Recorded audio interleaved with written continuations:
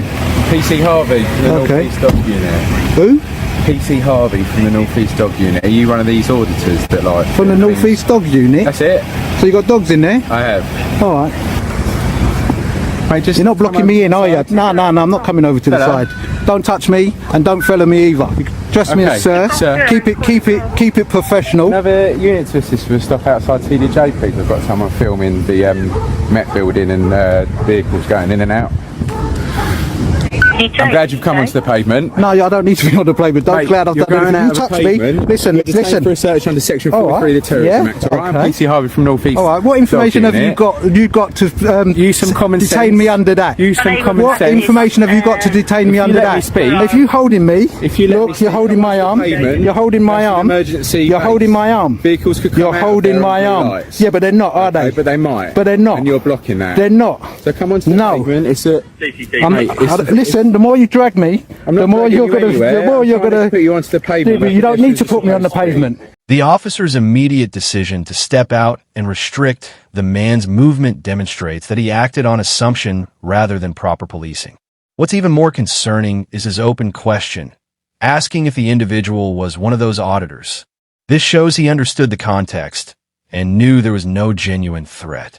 Yet, instead of using that knowledge to manage the situation reasonably, he jumped straight to invoking Section 43, a serious power meant for actual terror threats, not for someone filming on a public sidewalk. There was no attempt to observe, no meaningful questioning, just a rushed escalation built on weak reasoning.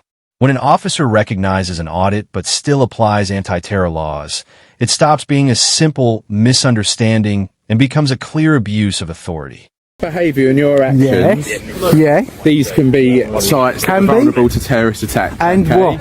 And when what have you got? What information have you got to suspect me of that? Are you gonna? What information have you got to suspect me of that? Are you gonna listen, or are you just gonna keep? Well, I'm detained, aren't I? Huh? I'm detained, aren't I? You are, but you're asking. You're asking. But I don't have to listen to you, do I? You're asking me questions that you want the answers to. Go on then. What's the answer? Every time I speak to you, you're talking over me, and not allowing me to talk. Go on then, talk. Okay. So you might be one of these new auditors. They're called. They like to provoke a response out of the police to try and get something for clicks and likes and views on YouTube. It's like a new trend that people like to do. Also, you could have suspected terrorists potentially that could be doing what's called hostile reconnaissance, and what people do before they may decide to launch a terrorist attack is they like to come and do recce's of the buildings and the vehicles that they might think I'm going to do an attack on that vehicle or that car. That's another reason. Okay, and that's why I've stopped you, and that's why you've been... Invoking hostile reconnaissance to justify detaining someone peacefully filming in public is such an overreach that it undermines the entire stop. Genuine threats don't broadcast themselves by openly holding a camera in plain sight. Modern attackers use tools like Google Earth, drones, and anonymous online resources to plan discreetly. Claiming that visible, lawful filming in broad daylight warrants the use of Section 43 isn't just misguided, it's reckless. The officer ignored what should have been obvious. This was not covert behavior, but entirely legal conduct. By treating lawful activity as inherently suspicious, he disregarded context, precedent, and the principle of proportionality, turning a simple audit into a troubling abuse of power. Why do you suspect me of doing that? Because that building is vulnerable. Why do you suspect me of doing that? Because of where you are. Am I doing a lawful activity? No, but it's suspicious. But am I doing a lawful activity? No, answer that question. Answer that question. Am I doing a lawful activity? What, by filming a police building and vehicles coming in and out of it? Yeah. No, mate, it's suspicious. Oh, it's not. No, but it's lawful though. It doesn't have to be. So what if it's suspicious? It's lawful, yeah? It's legal. Yeah, it's legal. It's legal. Stop there. Okay, so you're still talking. Yeah, because it's legal. I'm not doing nothing wrong. What information have you got to suspect me of being a terrorist? What's my behaviour? Because I'm filming. Because I'm doing something lawfully. Because you're filming. Am I being unlawful? Am I breaking the law? Huh? Am I breaking the law? Yeah, you've been detained under Section 43. Yeah, but am I breaking the law? Mate, don't do that. No, I can't do that. Vehicle. I don't care if it's an unmarked vehicle. I can stand there and do whatever I want.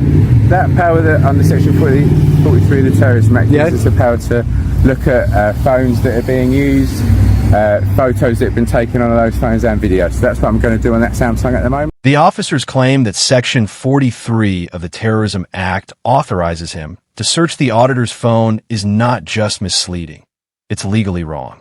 Section 43 allows for stop and search based on reasonable suspicion of terrorism, but does not provide unrestricted access to personal digital data such as photos or videos.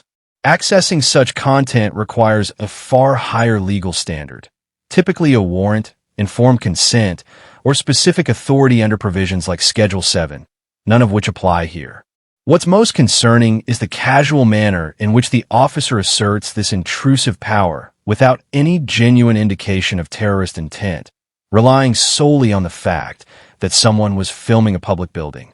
Using that as a pretext to access private digital material is a serious overreach, one that courts have consistently warned against, particularly where it violates the right to privacy protected under Article 8.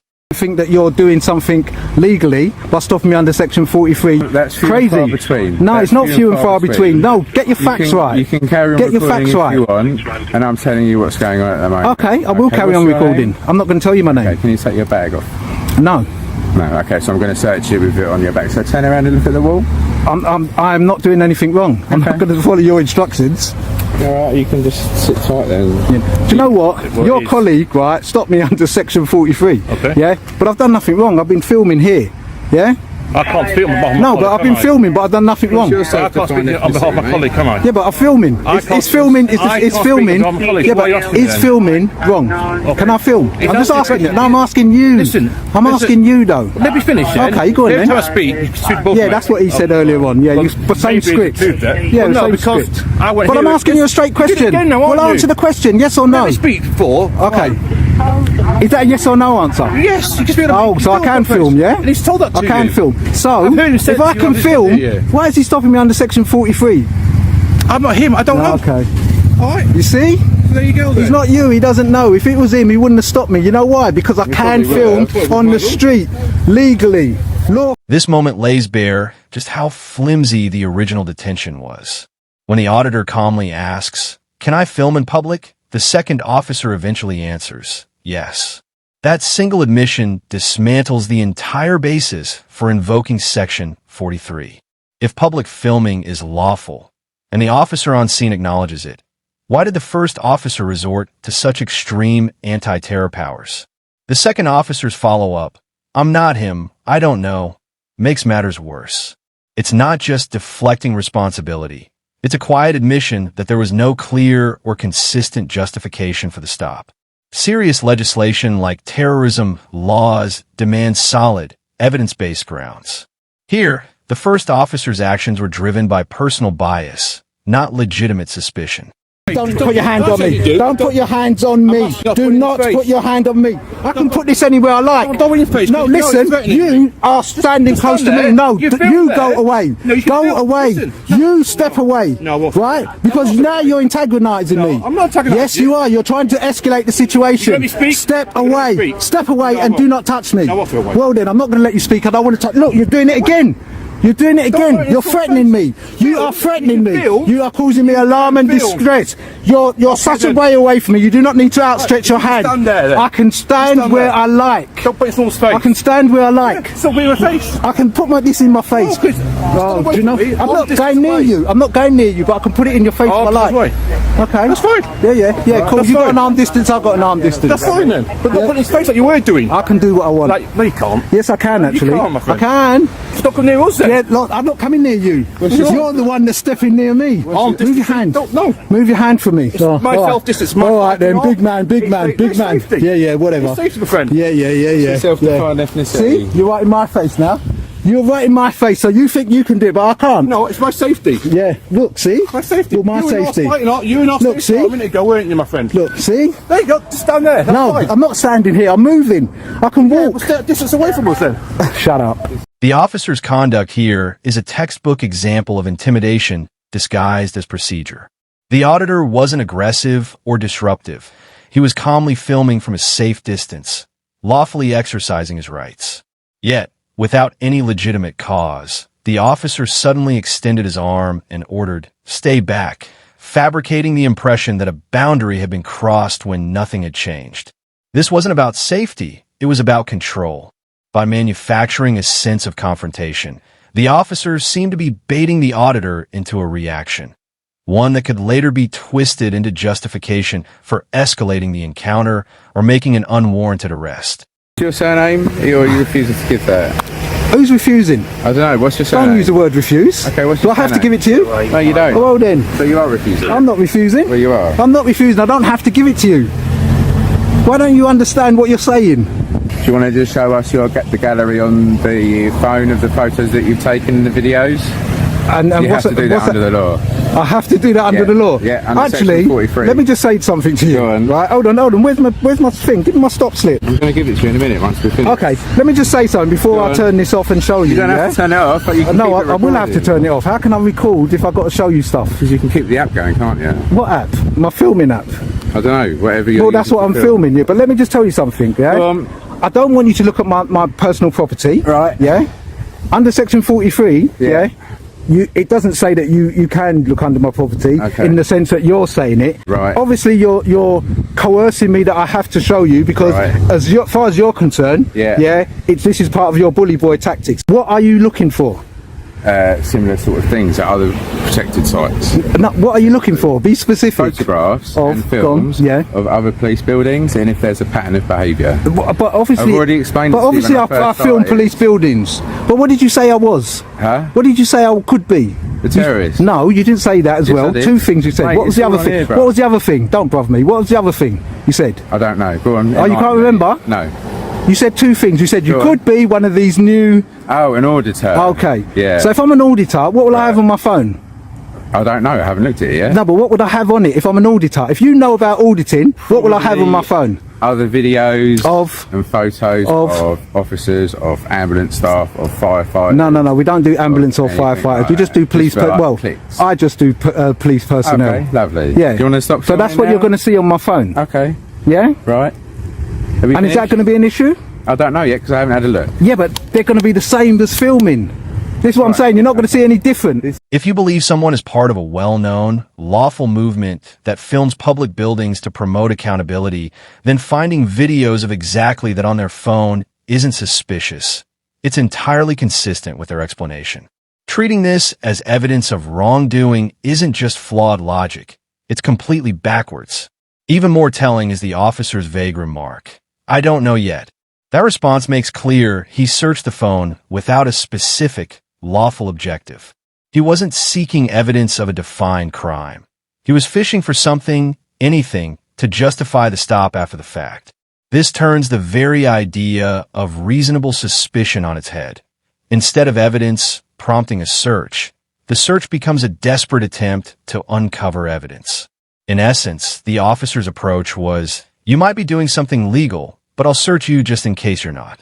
That's not how lawful policing operates. It's how trust in law enforcement is eroded. 43, you have to be specific. I've just told you, photographs. Yeah, but when you see these film. photographs, what you know what Well, you're going to I don't know see. until I look at them, do I? What was all those questions you was asking me? If I what? If I work? Yeah. If I do this all the time? That's if I it. travel up and down? Yeah. Yeah. I'm interested. You are. Yeah. Well, when this comes out, be interested because Go on. you'll see Where am I yourself. going to be? YouTube? You'll see yourself. Excellent. You've lost. Mate, You've lost. You've lost because you've illegally I haven't lost detained me anything. under Section 43. Do you know what? You really don't know what you're doing. You've never No, done it look, before, you're just obviously. trying to get You've never seen a a terrorist in your life. How Yeah. do you know and, that? Oh, I bet you haven't. do Have you you? know? Have you seen a I terrorist? can't tell you, man. Oh, you can't. Why not? No. Why? Because you're That's that big that operational. you're No. so massive that you can't say I'm whether or not not you've seen something. It's like me asking you if you've seen a burglar and you're going to say, "Oh, I can't tell you that." Huh? What's the not gonna- difference?